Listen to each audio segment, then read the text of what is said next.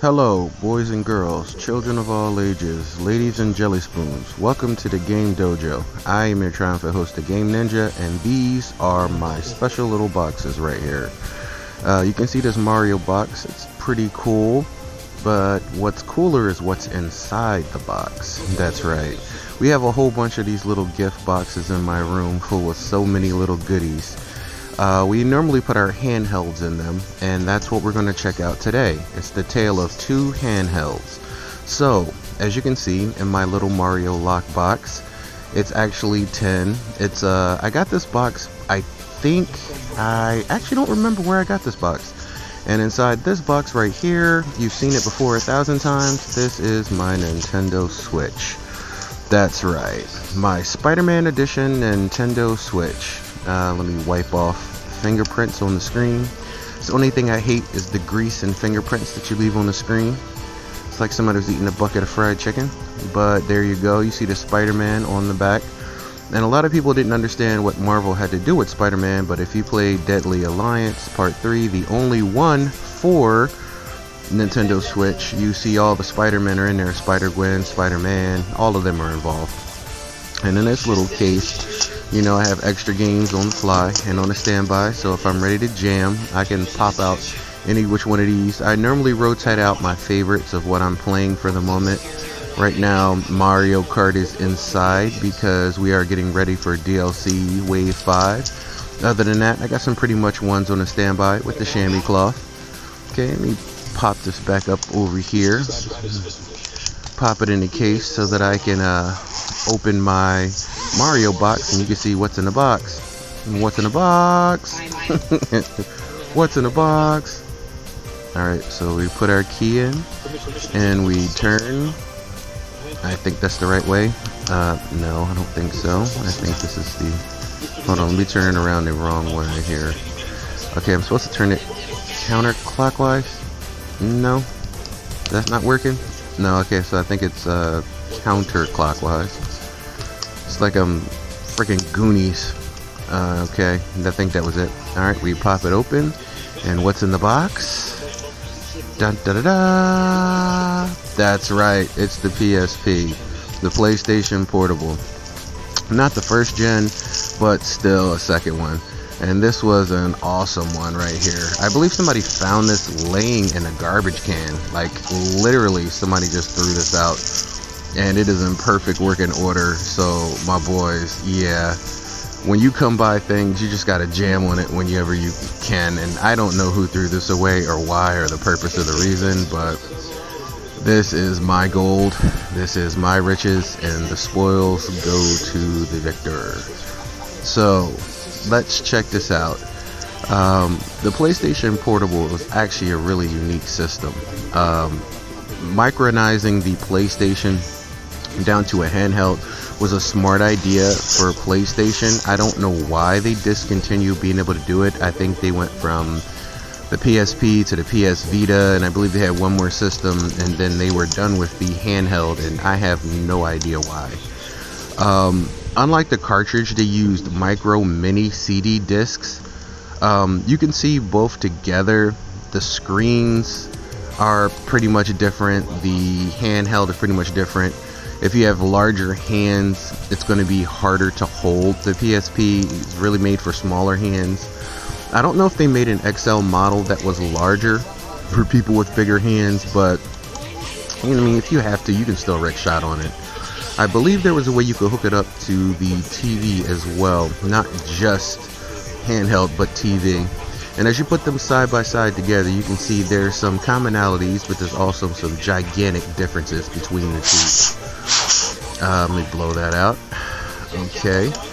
So, looking at the backs, you can see the PSP is back-loaded with the CD slot. The Switch is top-loaded with a cartridge slot. The PSP has the D-pad. It also has an analog button that's on the side. It also has volume. It also has the ability to do Wi-Fi as well, just like the Switch. Generations apart, but I guarantee you they learned a lot from this being the predecessor of a handheld system. You can see there's some similarities, which I don't think was on accident. I think it was trial and error and learn. So Sony kind of paved the way. Before Sony there was Game Gear. Don't think this is powering on right now, so yeah, I think it's dead. Yeah, so it's probably dead, so I'm gonna have to get the DC charger and plug it in so that we can get this thing functioning. Let's see if you hold it longer. No, it's no juice. I'm pretty sure it's no juice. Yeah, I'm not getting no juice. So we're gonna have to use the auxiliary and plug it in with the DC output, which I have. See, it came with a cord, a multi-adapter, and pretty much all you really needed to do was just have a USB block. Any probably USB block would have worked, which I happen to have right here on the side of me. Handy. So with it being handy and right next to me, this is what I'm going to use. So let me pull the cord out. See, that's pretty good. I mean, I have longer cords, but for my needs, this one should work right here. Okay, so let me see if I can plug the DC in here, and let me plug the other one next to me. Yeah, see, there you go. Now you see power, so now we should be able to turn it on, and there we go. Instant power. Yeah, I know you hear that beautiful Sony boot up. And if you look, the infrastructure of the screen was pretty close to the PS3 at the time, so they're pretty much the same kind of screens. Let me change the time settings here. Put that here in the right thing. Put this on here for the date and go back because it is close to the end. And okay, pop this here because it's 2023. And time.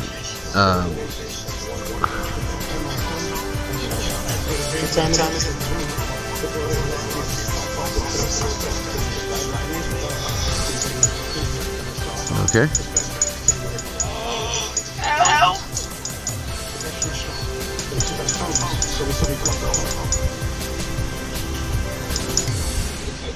Alright, there we go. So we're good now.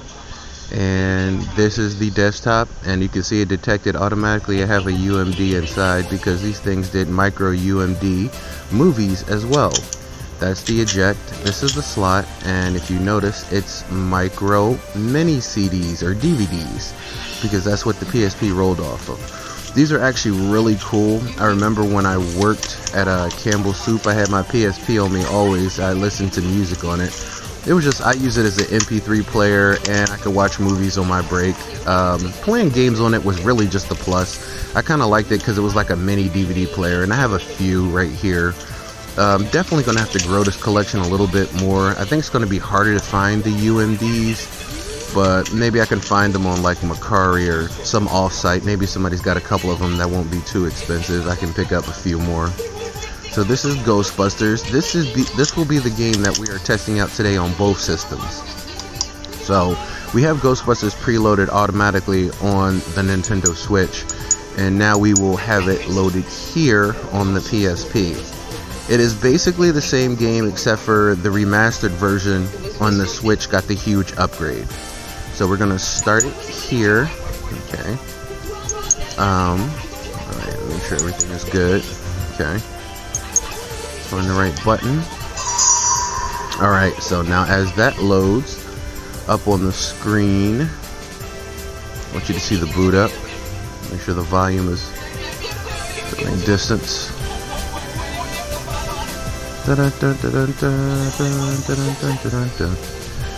Okay, it's taking a little bit longer to boot up.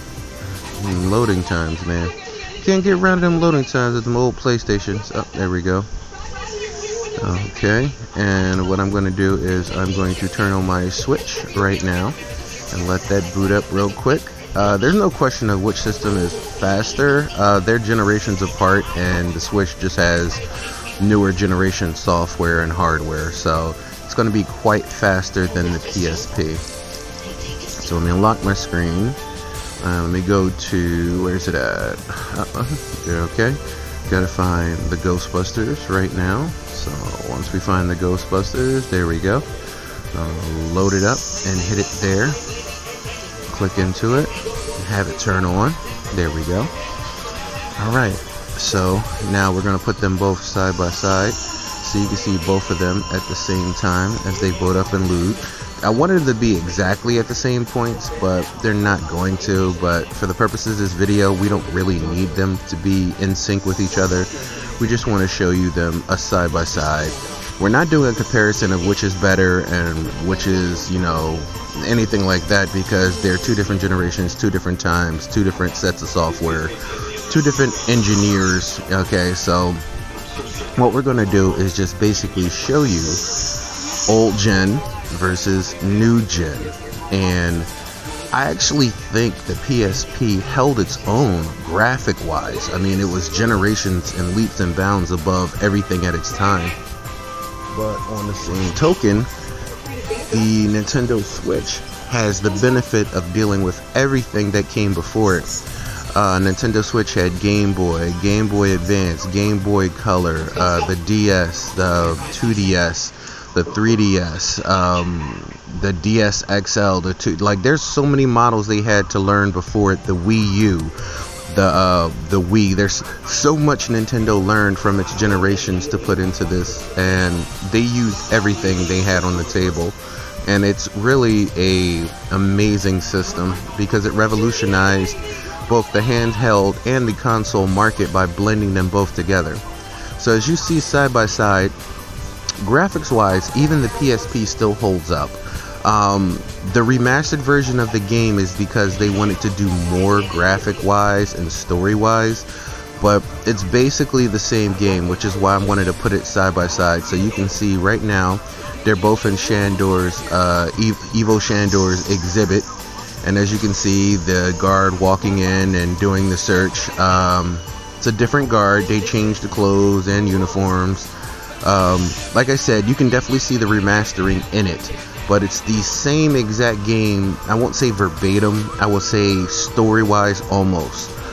So as the guard gets run by a woman, which is played by what is her name, Alyssa Milano in the new version, the game starts, and you can see that one pop in here, and you hear something strange in a neighborhood, and that pops out there. And then as she comes running by in this one on the Nintendo Switch, you'll see they revamped not only just the fire hitting him, but the explosion at the museum, outside the museum, and in the city.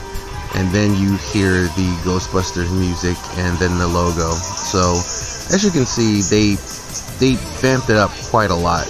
And as you can see, the intro, the cinematics, everything, they redid it good. So they knew what they were working with. I think the PSP during that time, they just wanted to do something that was cartoon-like, kind of like the real Ghostbusters. And you know, that's okay too. That's awesome, because it was an awesome game. Both of them were an awesome game. But as you can see, Harold Ramis had passed at the time of this, the modern conversion being made. So that's Janine, Annie Potts.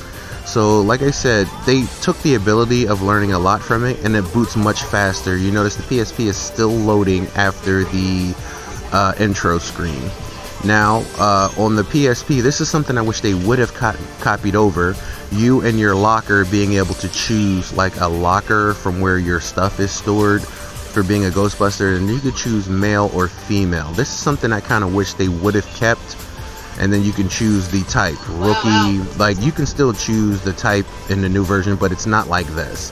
I wish they would have kept this into the system, but I understand some things need to be sacrificed. Yeah, some things need to be sacrificed. The man is guilty. Because Olivia can't be found torturing a victim kitchen. Sorry about that. We got stuff going on in the background at the same time as we're filming this, but it's okay. We can multitask. So now that that game is ready to play on the Switch, let's see if we can't finish on the PSP, which unfortunately takes a little bit of time to load. And you see even the structure of the, let me put this down for a second. Even the structure of the menu is different. I kind of wish they would have used some of this in the newer version, but they didn't. And then you just literally just start right here at Ecto 1, no cutscene. I kind of like some of the newer changes they made, but I wish they would have kept some of the older features. That was pretty damn awesome. Now side by side, looking at both of these, the pictures are pretty good on both screens, as you can see. The Switch is significantly larger, which is better for bigger hands. The PSP is smaller, more compact. But as far as I know, you can't play music on the Switch, though you can watch movies. It has Hulu because it's basically a tablet as well. So you don't have to worry about putting in movies. You can stream movies and you can watch YouTube and things like that. You can see we're basically in the both same area. You can see the graphics and the things they change from point A to point B. Like I said, PSP being more of the cartoonish version of the two. You can't put them together in both realism because there's two different schools of thoughts on both of those.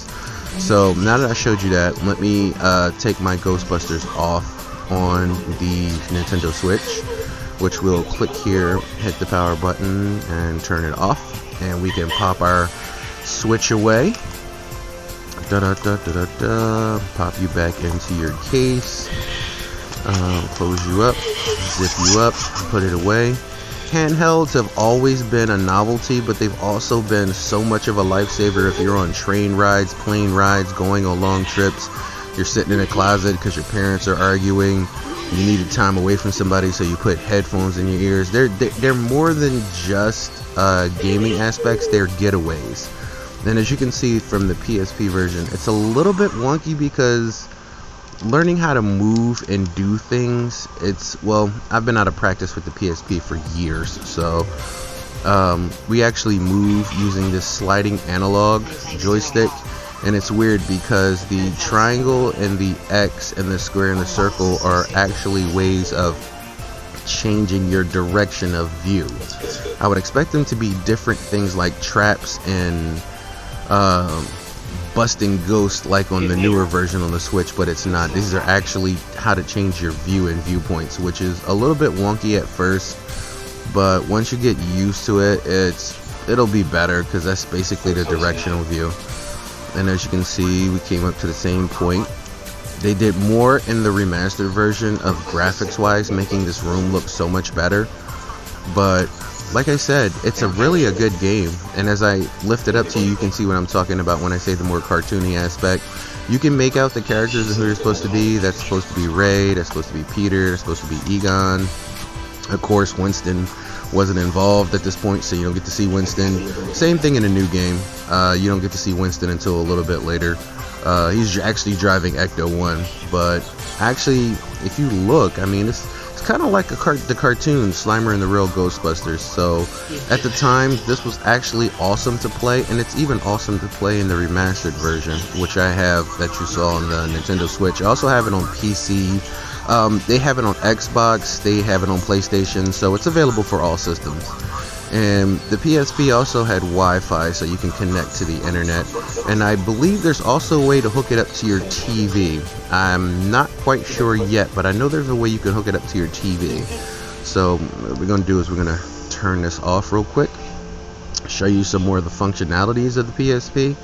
As you can see, it drops right back to the same part in your system. The eject module. Pop out the UMD. We both have I showed you the game. Now I want to see if I can show you like a movie. I have the TV series of Beavis and Butthead on UMD. They're pretty cool. If you ever watched it, TV series, it's no different.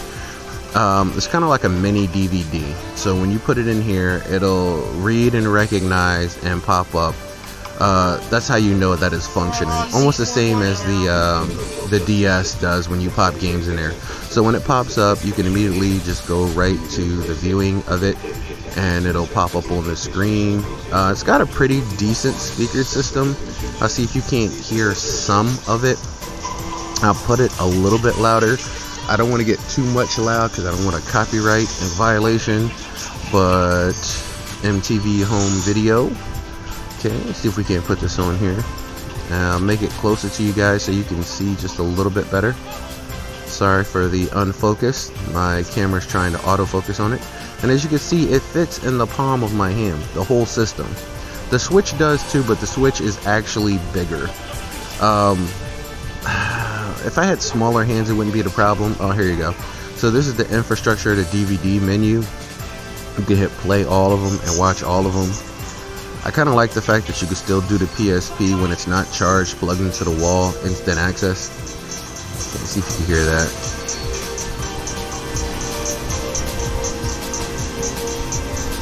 Beavis and Butthead in Plastic Surgeon. So yeah, it looks real good because it's the exact same resolution as if you would watch it on TV. I want to grab a few movies because I want to see what the movies look like. I remember having Bad Boys 2. It looked exactly like Bad Boys, so the micro mini disc, they play no different than a regular DVD. Except for they're just mini formats, which I kind of like.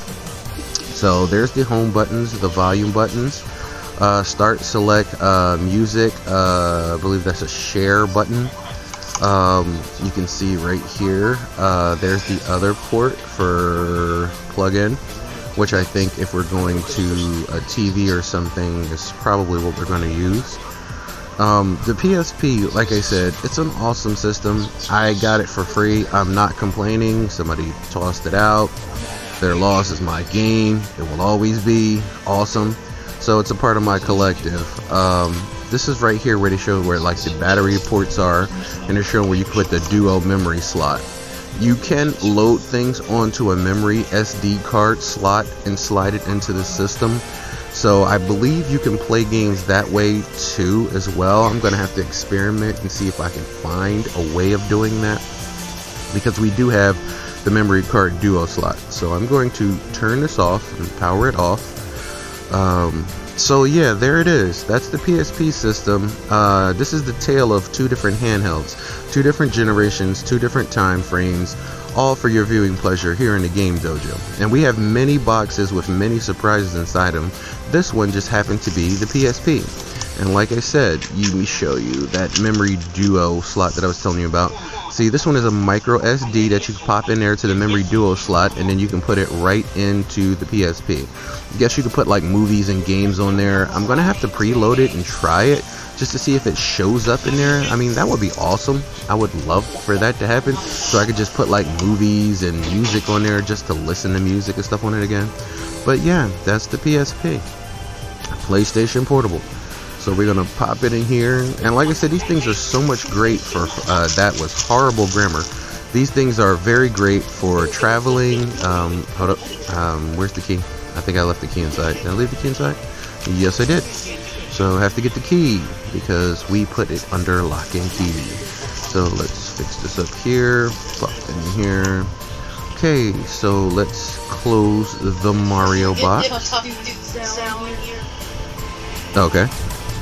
So what we're going to do is we're going to end up closing our Mario box and locking it. And we forgot the cord. Can't forget the cord because that's definitely needed to charge and later to actually put things onto probably a TV or the computer. I know there has to be a way to do that. I mean, there's the way of doing sharing screen on like the DS and stuff, so there has to be a way of doing it on something as more complex as like a PlayStation, a mini PlayStation. So we're going to close it here, and we're going to lock it right here into, there we go, see if we can get it clockwise, pull it out, and there you go, back in the Mario box. And this was the tale of the two handhelds, the Nintendo Switch and the Sony PSP, this micro PlayStation. Thank you for joining me in the Game Dojo. Don't forget to like and subscribe. And ladies and gentlemen, I am out.